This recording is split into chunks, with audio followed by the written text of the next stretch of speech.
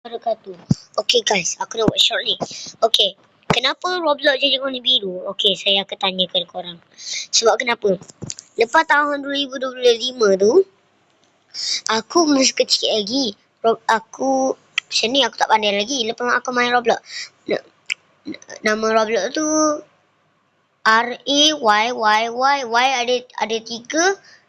Besok besok AN. Okay, nama aku. Absen ni aku lupa. Macam ni, sebab kenapa Roblox ni warna biru.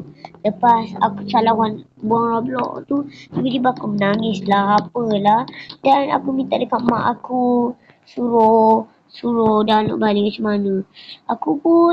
Mak aku pun buat lah juga. Tiba-tiba mak aku salah tekan.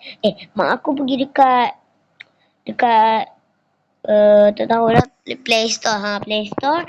Lepas tu dia pergi tekan. Lepas tu mak aku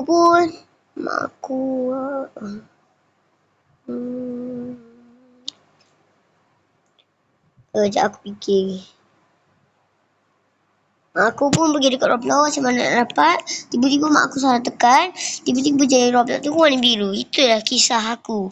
Dan jangan lupa nama saya di Roblox lain 151207. Dan terima kasih. Assalamualaikum warahmatullahi wabarakatuh.